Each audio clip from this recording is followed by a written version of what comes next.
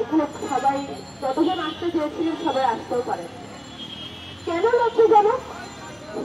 এই রাজু থেকে আজ থেকে 2 মাস কিছুদিন আগে, 2 মাস 10 দিন মতো আগে স্লোগান দেওয়া হচ্ছিল, হলের তালা ভাঙবো আমার ভাইদের আনবো। যখন রাজাকারের স্লোগান দেওয়ার কারণে হল পাড়াতে ছেলেদের হলগুলোকে তালা দিয়ে দেওয়া হলো, তখন আমরা শুনতে পেলাম ছাত্রলীগের সন্ত্রাসীরা আমাদের ভাইদেরকে আটকে রেখেছে।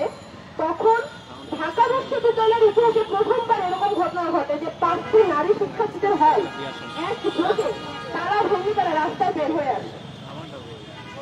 আমরা যখন রাস্তায় নেমেছিলাম আমরা তো তখন ভাবিনি যে মাঝরাতে রাস্তায় নেমে আসার কারণে আমাদের চরিত্রের ওপরে কোনো দোষ দেওয়া হবে কিনা, আমরা পুনরায় তারপরে হলে আবার ফিরতে পারবো কিনা। আমরা কিন্তু এক মুহূর্ত না ভেবে আমাদের ভাইদের নিরাপত্তার কথা ভেবে রাস্তায় নেমে এসেছিলাম। অত্যন্ত দুঃখজনক বিষয় যে তারপরে আমরা কখনো আলাদা করে দেখি নাই মেয়েদের উপরে হওয়া কোনো অন্যায় নিয়ে শুধুমাত্র ছেলেরা দাঁড়িয়েছে এবং আন্দোলনের তারা সংহতি জানানো ছাড়া আর বেশি কিছু করেছে এরকমটা আমি কখনো দেখি নাই। কেন? হয়তো তাদের অনেকে অনেক ভয় রয়েছে, অনেক বাধা রয়েছে, কিন্তু যাদের আমাদের অভিভাবক হওয়ার কথা ছিল সে প্রশাসন কি করছে? সেদিনও প্রশাসন চুপ ছিল, আজও প্রশাসন চুপ। সাধারণ ক্ষমা, ফৌজদারি অপরাধ, এমনকি এমনও বলা হচ্ছে যে আবেগের বশে নাকি আমাদের উপর হামলা করা হয়েছিল। আবেগের বশে কি কখনো একটা মানুষকে মেরে মাথা ফাটিয়ে দেওয়া যায়? এখন সবাই হয়ে গেছে চাপে পড়ে সন্ত্রাসী, সবাই হয়ে গেছে চাপে পড়ে ছাত্র।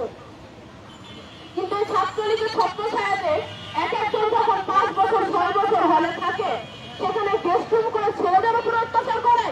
আর মেয়েদের হলগুলোতে পুনর্বাসনের নামে বর্তমানে কি চলছে, মেয়েদের হলগুলোতে ছাত্রলীগের নেতৃত্ব ছিল মা বাপের মতো। নিশ্চয়ই একটা মেয়ে ওদের বিরুদ্ধে কথা বলতে পারতো না, যাদেরকে পলিটিক্যাল ফ্লোরে ওরা রাখতো। অথচ এখন সবাই হয়ে গেছে ভিক্টিম, সবাই চাপে পড়ে ছাত্রলীগ করেছে। এই সমস্ত কথা বলে আমরা দেখতে পাচ্ছি হলগুলোতে, বিশ্ববিদ্যালয়ের ডিপার্টমেন্টগুলোতে ছাত্রলীগের সন্ত্রাসীদের পুনর্বাসন করা হচ্ছে। আমরা বলতে চাই যারা এই সময় ব্যক্তিগত সম্পর্ক বা অন্য কোনো ধরনের লেনদেন বা আতাতের কারণে লীগের সন্ত্রাসীদের পুনর্বাসনে সাহায্য করছেন, আপনারাও লীগের কৌশল, আপনারাও সন্ত্রাসীদের দালাল, আপনারাও সন্ত্রাসীদের চামচা। আপনাদের এই চামচামি, এই দালালির কারণে মেয়েরা কেন বিশ্ববিদ্যালয়ের বহুদিন কেউ কোনো বুঝার পায় নাই। আমরা বলতে চাই যে 15 জুলাই এবং তার আগে পরে মেয়েদের উপরে যে হামলা হয়েছে বিশ্ববিদ্যালয় সন্ত্রাসীদের পক্ষ থেকে, প্রত্যেকটি হামলার বিচার এবং প্রশাসনের পক্ষ থেকে প্রশাসনিক ব্যবস্থা অনতি বিলম্বে গ্রহণ করতে হবে। আমরা লীগের সন্ত্রাসীদের সঙ্গে একসঙ্গে ক্লাসে বসবো না। একই হলে লীগের সন্ত্রাসীদের সঙ্গে আমরা থাকবো না।